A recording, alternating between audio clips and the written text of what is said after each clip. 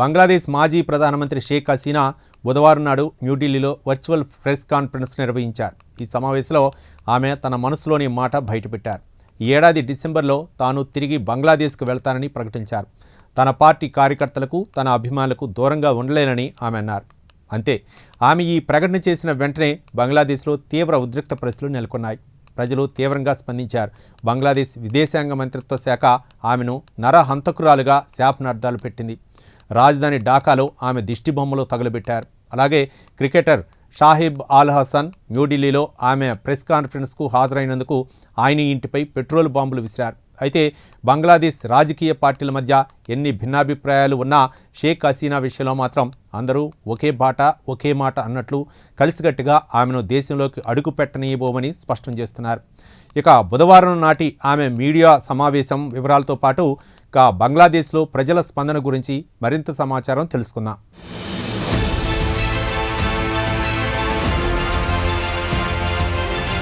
సరిగ్గా 2 ఏళ్ల క్రితం బంగ్లాదేశ్ విద్యార్థులు కోటా ఉద్యమం పేరుతో మారణ హోమం సృష్టించారు. షేక్ హసీనా ప్రభుత్వాన్ని గద్దెదించారు. ఆమెను ఆగస్టు 5, 2024న ఆర్మీ చీఫ్ బెదిరించి బలవంతంగా రాజీనామా చేయించారు. హసీనాను భయపెట్టి వెంటనే దేశం నుంచి పారిపోండి, లేదంటే మీ ప్రాణాలకు ముప్పని చెప్పి మిలిటరీ హెలికాప్టర్లో ఢాకా నుంచి న్యూఢిల్లీలో దించేసి వెళ్లిపోయారు.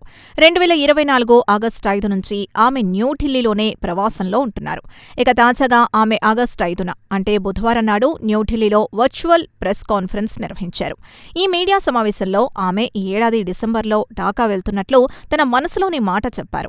ఆమె ఈ ప్రకటనతో బంగ్లాదేశ్ భగ్గుమంది. ప్రజలు ఘాటుగా స్పందించారు. ఆమెను నరహంతకురాలిగా సంబోధిస్తూ ఆమె దిష్టిబొమ్మల్ని తగలబెట్టారు. అలాగే ఆమె దిష్టిబొమ్మల్ని ఉరితీసి తమ ఆక్రోశాన్ని అలా తీర్చుకున్నారు. ఇక పాకిస్తాన్ క్రికెటర్ షాకిబ్ అల్ హసన్ న్యూఢిల్లీలో ఆమె మీడియా సమావేశానికి హాజరైనందుకు భారీ మూల్యాన్ని చెల్లించుకున్నాడు.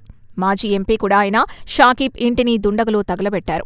ఇవన్నీ ఒక ఎత్తైతే అధికార బంగ్లాదేశ్ నేషనలిజం పార్టీ లేదా బీఎన్సీ, బసూత్, జమాతే ఇస్లామీ పార్టీలో నేషనల్ సిటిజన్ పార్టీ లేదా ఎన్సీపీలో బహిరంగంగానే బంగ్లాదేశ్కు చెందిన మీడియా సంస్థలు హసీనా మీడియా ఈవెంట్ని కవర్ చేస్తే చట్టపరంగా చర్యలు తీసుకుంటామని బెదిరించారు.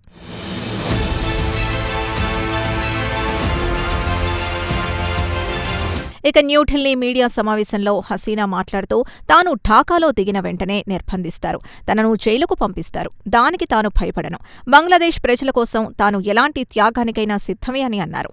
తనను ప్రేమించే ప్రజలు కష్టాల్లో ఉంటే తాను వారికి దూరంగా ఎలా ఉండగలను అని ఆమె ప్రశ్నించారు. తన ప్రజలకు సేవ చేయాల్సిన బాధ్యత తనపై ఉందన్నారు. ఈ మీడియా సమావేశంలో ఆమె కుమారుడు సాజిద్ వాజిద్ కూడా బంగ్లాదేశ్ ప్రభుత్వానికి గట్టి వార్నింగ్ ఇచ్చాడు. బంగ్లాదేశ్ ఒక విఫలమైన దేశంగా మారిందని, పరిస్థితి ఇలానే కొనసాగితే మరో పాకిస్తాన్గా మారే ప్రమాదం ఉందని, ఇది ఇండియాకు ఆందోళన కలిగించే అంశం కావచ్చునని హసీనా కుమారుడు ఆందోళన వ్యక్తం చేశారు. ఇదిలా ఉండగా బంగ్లాదేశ్ ప్రభుత్వం ఇండియాపై ఆగ్రహం వ్యక్తం చేస్తోంది. షేక్ హసీనాకు మీడియా సమావేశం పెట్టడానికి ఎందుకు అనుమతించారని అభ్యంతరం వ్యక్తం చేసింది. బంగ్లాదేశ్ ప్రజల సెంటిమెంట్కు పరిగణలోకి తీసుకోరా అంటూ నిలదీసింది. ఇలాంటి చర్యల వల్ల ఇరు దేశాల మధ్య ద్వైపాక్షిక సంబంధాలు దెబ్బతింటాయని బంగ్లా ప్రభుత్వం హెచ్చరించింది.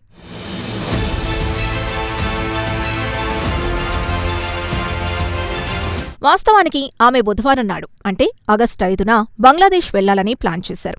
అదే రోజు అంటే ఆగస్టు 5న 2 ఏళ్ల క్రితం ఆమె ఢాకా నుంచి ఇండియాకు పారిపోయి వచ్చారు. గత 2 ఏళ్ల నుంచి ఆమె ఇండియాలో ప్రవాసంలో ఉంటున్నారు. కేంద్ర ప్రభుత్వం ఆమెకు గట్టి భద్రత కల్పిస్తోంది. ఇక మీడియా సమావేశంలో బంగ్లాదేశ్కి రావాలన్న బలమైన కోరికను వ్యక్తపరిచారు. బంగ్లాదేశ్ ప్రభుత్వాన్ని తీవ్రంగా విమర్శించారు. ప్రజాస్వామ్య వ్యవస్థల్ని నిర్వీర్యం చేస్తోందని, రాజకీయ ప్రత్యర్థుల్ని అణిచివేస్తోందని, దేశ ఆర్థిక వ్యవస్థ తిరోగమన బాట పట్టిందని ఆమె బంగ్లాదేశ్ ప్రభుత్వంపై ఆరోపణలు గుప్పించారు.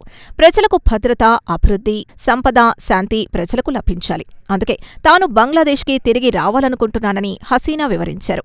తమకు భద్రత కల్పించే ప్రభుత్వం, ఉపాధి అవకాశాలు కల్పించే ఆర్థిక వ్యవస్థ బలంగా ఉండాలనుకుంటారు ప్రజలు. ప్రభుత్వం ప్రజల ప్రాణాల్ని, ఆస్తుల్ని కాపాడాలి, వారికి ఉపాధి అవకాశాలు కల్పించాలి, ప్రజాస్వామ్యబద్ధంగా వారికి హక్కులు కల్పించాలన్నారు హసీనా.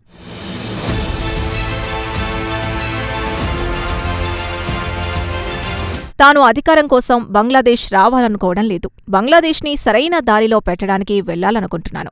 మీడియా సమావేశంలో కాస్త ఎమోషనల్ అయ్యారు. ఏడాది డిసెంబర్లో బంగ్లాదేశ్ వెళ్తానని చెప్పారు. కానీ తేదీ గురించి మాత్రం ఆమె ప్రస్తావించలేదు.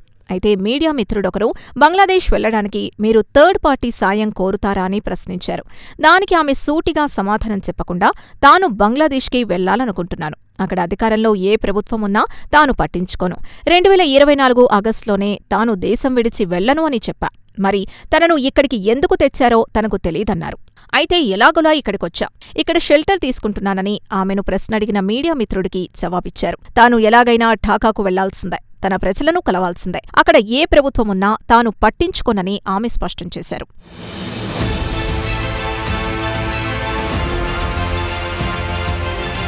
అయితే బంగ్లాదేశ్తో ఇంటర్నేషనల్ క్రైమ్స్ ట్రిబ్యునల్ గత నవంబర్లోనే ఆమెకు ఉరిశిక్ష ప్రకటించింది.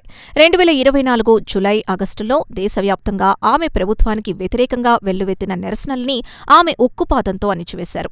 విద్యార్థుల ఉద్యమంలో సుమారు 1400 మంది ప్రాణాలు కోల్పోయారు. కాగా న్యూఢిల్లీలో ఆమె వర్చువల్ మీడియా సమావేశం ప్రారంభం కాగానే ఢాకాలో పెద్ద ఎత్తున నిరసనలు వెల్లువెత్తాయి. ఆమె దిష్టిబొమ్మలు దగ్ధం చేశారు. ఇక బంగ్లాదేశ్ ప్రభుత్వం కూడా భారత ప్రభుత్వంపై ఆగ్రహం వ్యక్తం చేసింది. మీడియా సమావేశానికి ఎలా అనుమతించారని నిలదీసింది.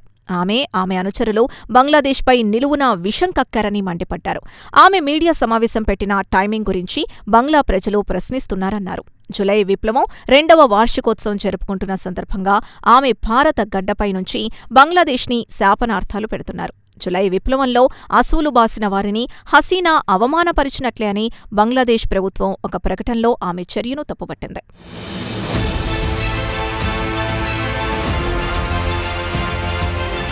భారత ప్రభుత్వానికి తాము ముందస్తుగా సమాచారం ఇచ్చామని, ఆమెకు ఎట్టి పరిస్థితుల్లో మీడియా సమావేశానికి అనుమతించవద్దని కోరామని తెలిపింది. అయినా హసీనాకు అనుమతించారని మండిపడింది. దీనివల్ల ఇరు దేశాల మధ్య ద్వైపాక్షిక సంబంధాలు దెబ్బతింటాయని హెచ్చరించామని బంగ్లాదేశ్ ప్రభుత్వం ఒక ప్రకటనలో ఆవేదన వ్యక్తం చేసింది. న్యూఢిల్లీలో ఆమె మీడియా సమావేశం ముగిసిన వెంటనే బంగ్లాదేశ్ నేషనల్ క్రికెట్ మాజీ సభ్యుడు, మాజీ పార్లమెంట్ సభ్యుడు షాకిబ్ అల్ హసన్ ఇంటిని బుధవారం రాత్రి దహనం చేశారు. ఆయన చేసిన తప్పల్లా హసీనా మీడియా సమావేశంలో పాల్గొనటం. దీనిపై హసీనా పార్టీ ఘాటుగా స్పందించింది. ఎక్స్లో ఒక ప్రకటన విడుదల చేస్తూ అవామీ లీగ్ పార్టీ అభిమానుల ఇళ్లకు నిప్పు పెట్టడం చూస్తుంటే బంగ్లాదేశ్ను నయా ఫాసిజం కమ్మేస్తోందని దెప్పిపొడిచింది. బంగ్లాదేశ్ క్రికెట్ ఐకాన్ షాకిబ్ అల్ హసన్ ఇంటిపై పెట్రోల్ బాంబులు వేశారు. హసన్ నివాసంపై జరిగిన దాడిపై బంగ్లాదేశ్ పోలీసులు వివరణ ఇచ్చారు. Magura Sadar police station officer Abdullah Al Mamun స్థానిక మీడియాతో మాట్లాడుతూ హసన్ నివాసంపై జరిగిన దాడిని సుమోటోగా తీసుకుంటున్నట్టు తెలిపారు. కొంతమంది దుండగులు ఇంటిపై ఇటుకలు విసిరి కిటికీలను ధ్వంసం చేశారని, ఇంటికి నిప్పు పెట్టడానికి కూడా ప్రయత్నించారని వివరించారు.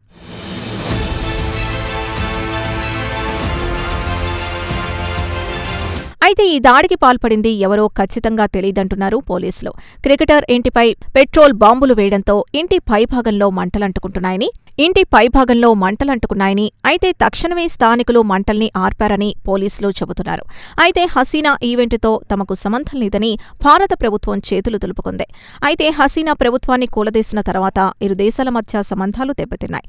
అయితే ఈ ఏడాది ఫిబ్రవరిలో తారిక్ రెహమాన్కి చెందిన బీఎన్పీ పార్టీ అధికారంలోకి రావడంతో ఇండియాతో సంబంధాలు మెరుగుపరుచుకోవాలనుకుంటున్నాడు. ఇక హసీనా పదవీచ్యుతురాలైనప్పటి నుంచి ఆమె న్యూఢిల్లీలోనే ఉన్నారు. ఆమెను అప్పగించాలని బంగ్లాదేశ్ ప్రభుత్వం కోరుతోంది. మరి డిసెంబర్లో ఆమె స్వయంగా ఢాకాకు రావాలనుకుంటున్నారు. మరి ఇప్పుడేమో ఆమెను ఢాకాలో కాలు మోపనివ్వమని బెదిరిస్తున్నారు. మరి ఆమె రాకతో ఎలాంటి పరిణామాలు ఉత్పన్నమవుతాయో డిసెంబర్ వరకు వేచి చూస్తే కానీ తెలీదు.